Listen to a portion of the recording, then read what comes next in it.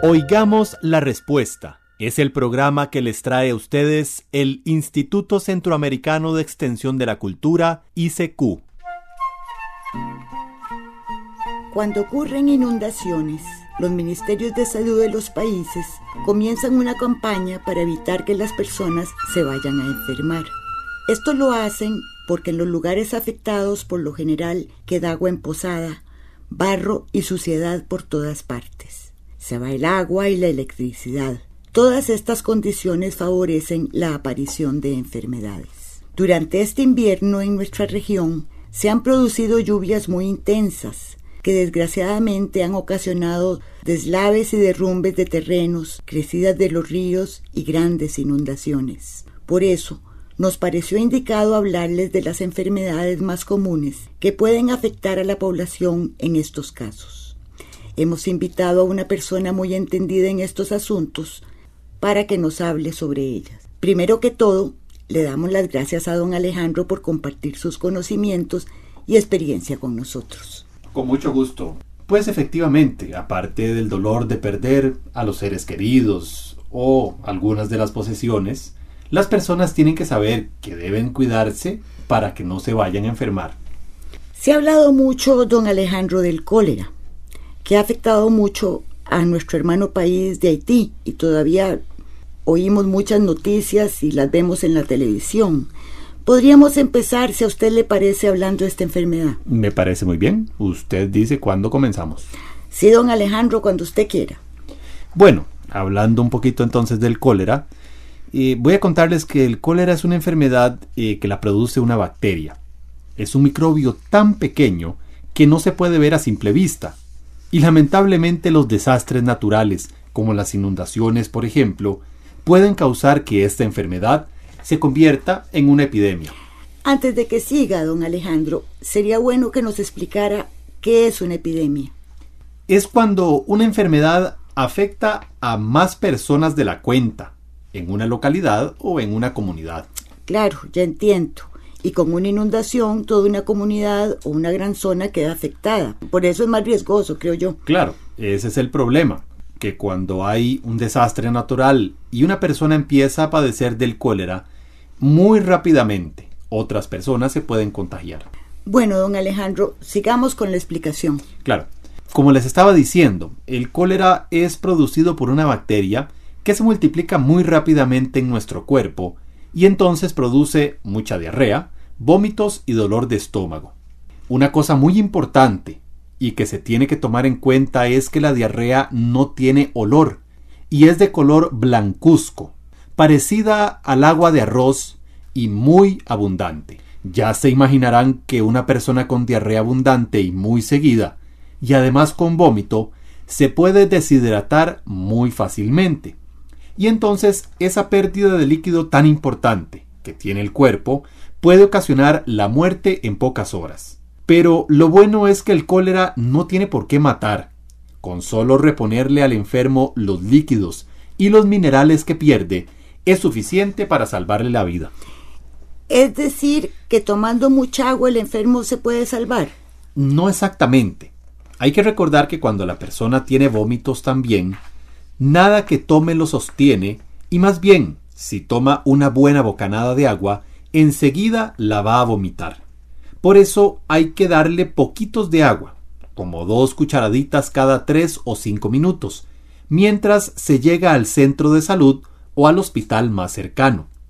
Lo mejor sería que en lugar de agua se le dé suero. En muchas poblaciones es fácil de conseguir un suero en polvo, de ese que venden en las farmacias y hasta en los almacenes, tiendas o pulperías.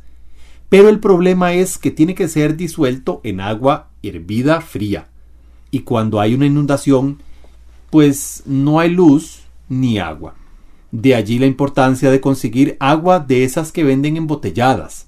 O en caso de que la comunidad esté muy alejada del centro de salud o del hospital, pues buscar el agua más limpia, hacer un fuego y hervirla por unos 20 minutos o clorarla.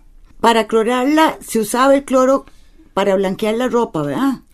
Sí, por cada litro de agua hay que agregarle 3 gotitas de cloro. Para un galón de agua se le agregan 8 gotas. Luego se revuelve bien y se deja reposar por una media hora. Después queda lista para consumirla. Pero insisto, si la diarrea es de color blancuzca, como el agua de arroz, y hay dolor de estómago y vómito, además de ir reponiéndole líquido al enfermo, hay que ir lo más pronto al centro de salud o al hospital. Bueno, una cosa buena, a pesar de las calamidades, es que por lo general cuando pasan estos desastres naturales, tratan de llegar lo más pronto posible los auxilios. Va la Cruz Roja, médicos, en fin, mucho personal de ayuda. Entonces, reportar al primero o a los pocos enfermos de cólera es más fácil. Bueno, pero también es cierto que a veces hay comunidades que están muy lejos y quedan aisladas. Por eso siempre es bueno que las comunidades estén preparadas y en caso de una inundación, sobre todo las comunidades que viven cerca de quebradas, ríos o nacientes, tienen que estar más unidas y preparadas que las demás, pues son las que más se van a afectar con las crecidas o con las cabezas de agua. Me quedó una preguntilla dando vueltas, don Alejandro, y es que aparte de la diarrea abundante y seguida, de los dolores de estómago y de los vómitos, ¿cómo es que se transmite el cólera? Bueno, creo que mejor termino el tema que venía tratando y luego hablamos de cómo se transmite, ¿le parece? Por supuesto, continúe. Bueno, al enfermo por lo general no le da calentura o fiebre. Sin embargo, le puede subir la fiebre. También se le puede bajar la presión de la sangre y, lógico, la persona se siente débil, cansada y descompuesta. Otra cosa que no se nos puede olvidar, si empieza a tener calambres, es señal de que le falta líquido y minerales en el cuerpo. Por eso insisto, hay que darles cucharaditas de agua o suero y buscar al centro de salud o al hospital más cercano. Nos iba a explicar cómo es que se transmite el cólera. Exactamente. Bueno, el cólera se contagia o se transmite por las heces o las diarreas de una persona enferma, pues las bacterias que producen esta enfermedad salen en gran cantidad por esas heces. Y hay muchas cloacas que desembocan en ríos o en el mar. Así que si las heces o caca de una persona que tenga cólera van a parar a los ríos o al mar, las aguas quedarán contaminadas. También se pueden contaminar las nacientes de agua y las quebradas. Y esa agua contaminada, al usarla para beber o para regar las verduras y frutas, puede contagiar a muchas personas. También el cólera se puede contagiar por medio de las manos sucias.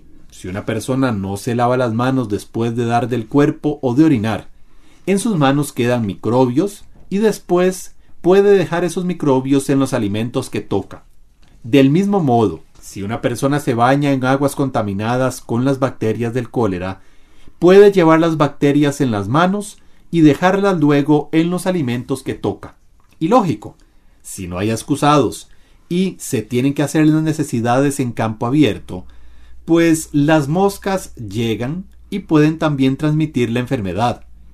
Eso mismo puede ocurrir con otros animales como los perros o caballos. Si se ensucian, pueden también transmitir la enfermedad a las personas. Para tratar de evitar el cólera se deben tomar los siguientes cuidados. Tomen nota. Hervir o clorar el agua o bien comprar agua embotellada. El agua se clora, como dijimos, agregando 3 gotitas de cloro, de ese que se usa para blanquear la ropa, por cada litro de agua.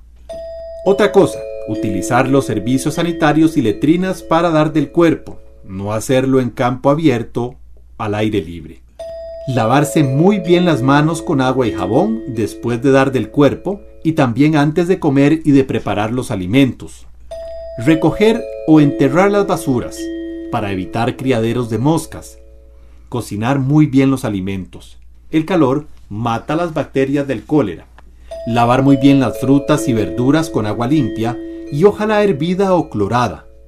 No comer mariscos ni pescados crudos. Si están bien cocinados, no hay peligro. Tengo una duda. Don Alejandro, ¿qué pasa cuando en las comunidades se va el agua porque se rompen las tuberías? Sí, claro. Esa agua, bueno, ustedes habrán visto que siempre cuando se va y vuelve, en el momento que llega siempre llega un poquillo sucia. A veces muy sucia. Por eso hay que tener cuidado. Pero bueno, por más limpia que se vea el agua saliendo por las tuberías, hay que hervirla o clorarla durante los primeros 3 días. Eso no hay que olvidarlo. Hay que hervirla o clorarla durante los primeros 3 días. Además, se ha visto que el cólera se propaga más fácilmente en las zonas donde son corrientes las enfermedades que causan diarreas. Y cuando hay inundaciones, por lo general es frecuente que la población afectada comience a tener diarreas. De ahí la importancia de, cuando una persona comienza con diarrea, vaya inmediatamente al centro de salud o al hospital, o al puesto de emergencia que se haya colocado en el lugar de la tragedia. Puede ser que la diarrea sea provocada por unos virus, pero de todos modos la persona tiene que ser atendida por un médico. Ahora que usted habla de los virus que pueden provocar también diarrea, se me vino una pregunta. Además del suero, ¿los médicos utilizan otros medicamentos para combatir el cólera? Sí, claro. Se utilizan antibióticos, que son las medicinas que combaten y matan a las bacterias. Pero hay que recordar que las diarreas pueden ser ocasionadas también por virus, que también son microbios. De ahí la importancia de que las personas acudan al centro de salud. Pues como dije anteriormente, es corriente que cuando hay inundaciones, las personas comiencen con diarreas.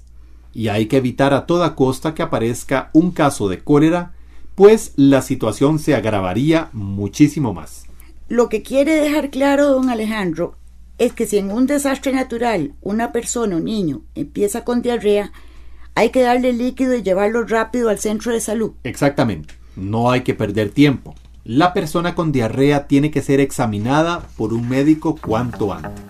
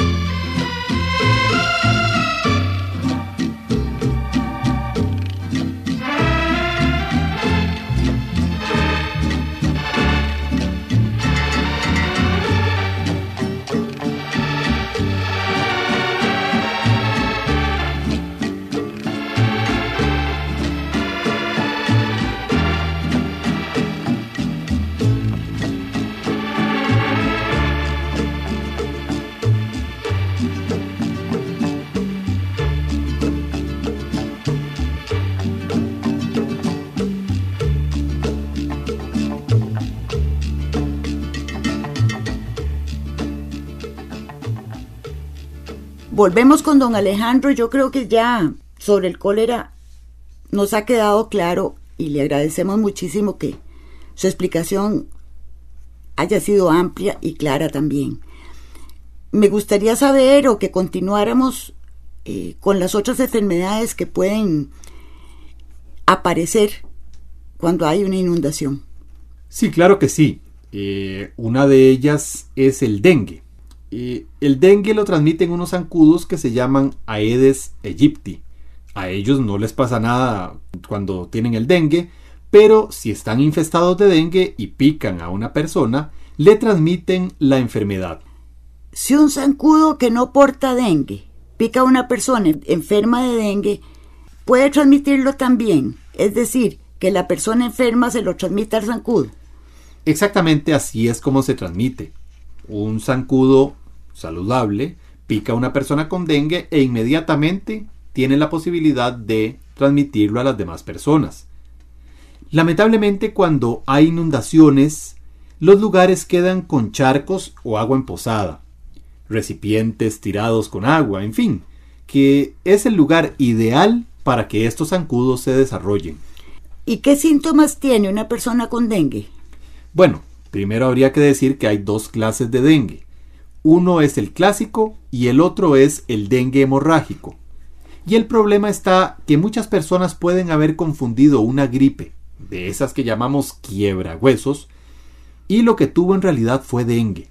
Y cuando da por segunda vez le va a dar el hemorrágico, que es más peligroso. Así que voy a hablar de los síntomas del dengue clásico, que es cuando a la persona le da por primera vez. La persona empieza de un momento a otro a tener fiebre o calentura muy alta. Le empiezan a doler los músculos, los ojos, las articulaciones o coyunturas. Y en la boca comienzan a sentir un sabor como a herrumbre.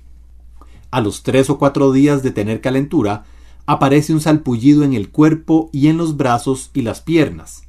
Si le da el dengue hemorrágico, los síntomas son muy parecidos a los que les comenté anteriormente, pero además de esos, la persona puede empezar a tener sangrado en las encías, en la piel, en el estómago, en los oídos y en la nariz. También la cara se le pone roja e inflamada, se le quitan las ganas de comer, tiene mucho sueño y cansancio. Además, suda mucho y se le baja la presión de la sangre. Y puede tener dificultad para respirar, ya que cuando la persona se encuentra así, ya está muy grave. De ahí la importancia de que la persona, si empieza con algunos de esos síntomas, acude inmediatamente al centro de salud, pues si es dengue hemorrágico puede morir. No, y yo creo que es importante lo que usted nos dijo, don Alejandro, que de verdad la persona con la gripe, esa que llamamos quiebrahuesos, también tiene dolor en coyunturas, se siente mal y puede confundir el dengue con una gripe de esas. De ahí la importancia de que, sobre todo en caso de una inundación, acudan al centro de salud o al hospital para que ahí digan si es una gripe o es dengue. Pero volviendo al tema del dengue, ¿cómo se puede prevenir? Bueno, lo más importante es quitar tarros, botellas, llantas, en fin, todos esos recipientes que puedan llenarse con agua, o que ya tengan agua, por supuesto. En caso de una inundación, que es lo que estamos hablando, o en general, pues siempre habría que mantener los lugares libres de recipientes con agua, porque el dengue, aunque aumenta su probabilidad de aparecer en momentos de una crisis como una inundación, pues puede aparecer en cualquier época del año. Entonces, bueno, además de quitar esos recipientes, se deben tapar con arena o tierra los hoyos o agujeros de las tapias y árboles. También limpiar los caños y zanjas para evitar que se estanque el agua. Hay que tapar muy bien los recipientes donde se almacena el agua y hay que tapar muy bien los recipientes para basura. En caso de una inundación, toda la comunidad debe ayudar, pues el trabajo es duro para eliminar el agua emposada, las canoas caídas, en fin, cualquier cosa en donde se pueda estancar el agua. Y como dije, cualquier persona que empiece a tener de pronto calentura o fiebre alta, dolores en los músculos y articulaciones, y todo lo que les he explicado, debe ir lo más pronto posible a un centro de salud. ¿De cuál enfermedad nos va a hablar ahora, don Alejandro? Bueno, ahora voy a hablar de la leptospirosis, que es otra de las enfermedades que se puede presentar con frecuencia si hay inundaciones. La leptospirosis es una enfermedad grave, producida por bacterias. Ocurre cuando las personas están en contacto con aguas que han sido contaminadas por animales que contienen esas bacterias, sobre todo los orines de las ratas. Esas bacterias entran en el cuerpo por alguna herida o raspón que tenga la persona. Por eso es peligroso bañarse o estar en aguas estancadas, o bien mojarse o cruzarlas. Y en caso de las inundaciones, esto hay que tomarlo muy en cuenta, pues las personas lamentablemente están en contacto con este tipo de aguas. Lo que se recomienda es ponerse botas de hule, no andar descalzo y mantener los alimentos y otros productos protegidos para que ninguna rata pueda orinarlos. ¿Y los síntomas, don Alejandro? Bueno, entre los síntomas están la calentura o fiebre, dolor de cabeza, escalofríos, vómitos. Y también los ojos y la piel creo que cogen un color amarillento y a veces se presenta un salpullido o erupción en la piel. ¿Eso sí? Exactamente, que dicha que me acordó y que me tendió la mano. Se dio cuenta que me quedé como pensando, ¿verdad? Sí, así fue. Bueno, se podría decir que estos son los principales síntomas de la leptospirosis. Y como en los otros casos, si alguno de esos síntomas aparecen, hay que ir inmediatamente al centro de salud. ¿Sabe? Me faltan varias cosas. Una son los cuidados que hay que tener con los niños. Los chiquitillos son los más propensos a enfermarse cuando pasan estas desgracias. Si el niño está mamando, por ejemplo, lo mejor que puede hacer la madre es continuar dándole de mamar. Aparte de alimentarlo, recuerden que la leche materna les ayuda a tener defensas fuertes. También los adultos tenemos que estar pendientes de que no jueguen con juguetes o cosas sucias. Tampoco hay que dejarlos jugar en lugares inundados de agua o donde fue la inundación. Y aunque sea difícil, evitar que estén donde hay mucha gente. Esto es difícil pues por lo general en los albergues hay muchas personas. Pero entonces hay que echar ojo y ver si cerca hay alguien resfriado, para apartarlos lo más que se pueda. Otra cosa es estar atentos a los niños por si presentan tos, diarrea, fiebre o problemas para respirar. Para evitar cualquier complicación, hay que llevarlos al centro de salud. También aprovecho para decirles que más vale prevenir que lamentar. Por eso es mejor llevar a la persona enferma al centro de salud más cercano y no esperarse a ver qué pasa. Sé que a veces cuesta, que hay que caminar, pero más vale hacer el esfuerzo. Por último, sé por experiencia que las personas que han sido víctimas de algún desastre natural están nerviosas, están muy asustadas, con mucho dolor, también tienen mucha impaciencia. Todo eso es natural. Pero sepan que la ayuda siempre llega. La mayoría de los seres humanos se unen cuando pasa una desgracia y dan la mano. Y también los gobiernos, los especialistas de salud, la Cruz Roja, los bomberos y todos los grupos que trabajan cuando hay una emergencia tratan de llegar lo más pronto posible. Por eso no dejen nunca de tener esperanza. Como dice un poeta, por más larga que sea la tormenta, el sol siempre vuelve a brillar entre las nubes. Y así llegamos al final del programa del día de hoy. Mándenos sus preguntas al apartado 2948-1000 San José, Costa Rica. También puede enviarnos sus preguntas al correo electrónico icq@icq.org o encuéntrenos en Facebook como Oigamos la Respuesta. Recuerde que comprender lo comprensible es un derecho humano.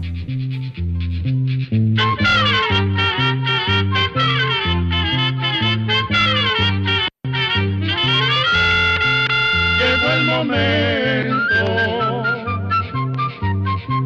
de despedirnos. Se va a la escuela, se va cantando.